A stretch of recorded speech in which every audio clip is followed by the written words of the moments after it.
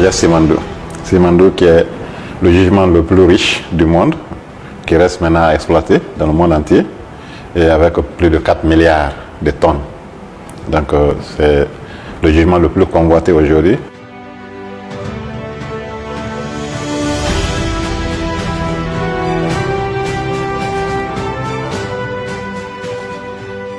À la suite d'une longue journée de concertation et de négociations, nous avons signé un accord cadre fondamental avec Rio Tinto Simfer et l'État guinéen pour le développement du Simandou.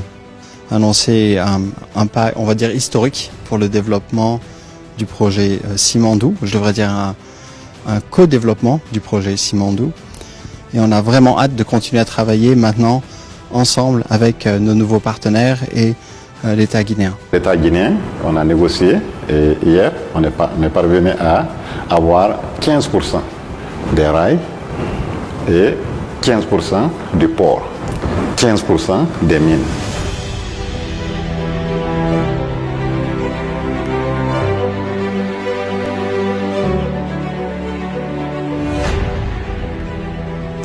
Il est nécessaire que nous évaluions le chemin parcouru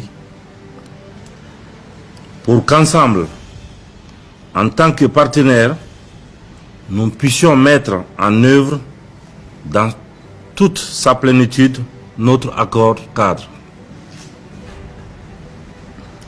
Depuis, nous constatons un décalage entre votre vision de la mise en œuvre des termes de l'accord cadre et nos attentes. Cette situation est non seulement regrettable, mais surtout inacceptable pour l'État guinéen.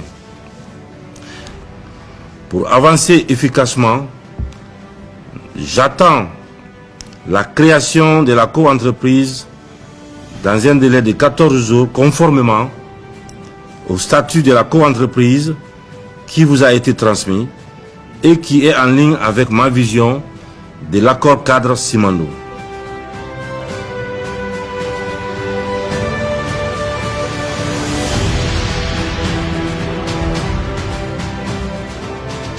Le comité stratégique du projet Simandou, après avoir usé de tous ses moyens, a trouvé nécessaire qu'il était opportun pour que, dans l'intérêt supérieur de la Guinée, que ce projet-là soit arrêté. Et nous ne voulons pas prendre la responsabilité morale qu'un jour, que nos enfants nous posent la question « Papa, qu'est-ce que vous avez fait des ressources de Simandou ?» Voilà ce qui nous a amené que, malgré toutes ces concessions-là, que l'État ait fait. Il y a eu, sur les 7 points de négociation, on a tout rapporté aux négociations des pactes d'actionnaires, sauf le seul point là qui existe comme blocus. 15%, la sauvegarde de 15% de l'État qui doit être non contributive, non dilutive, qui est contenu non seulement dans le code minier, mais aussi dans l'accord cadre.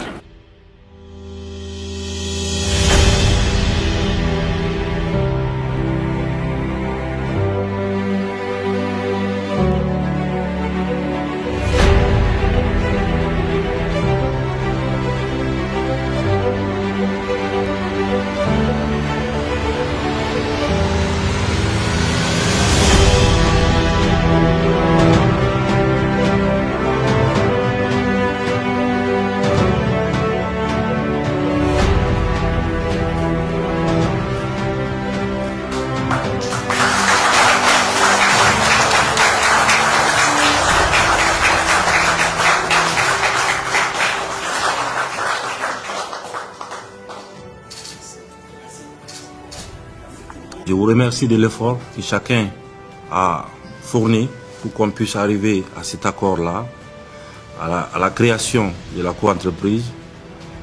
Et c'est en quelques mots ce que j'avais à vous dire ce soir. Et je vous félicite encore pour terminer une fois. Merci beaucoup.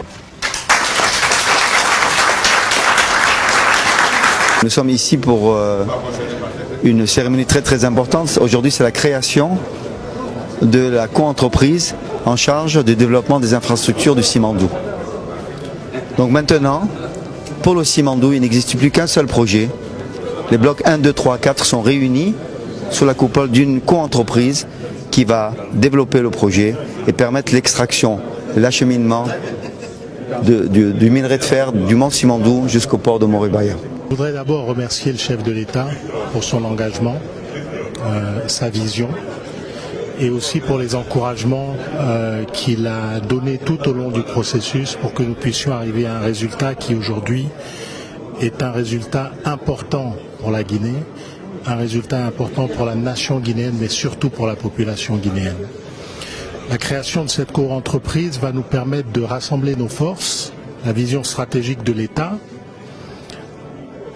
les forces ouvrières de Rio Tinto et de Winning Consortium Simandou, afin que nous puissions développer ce projet rapidement.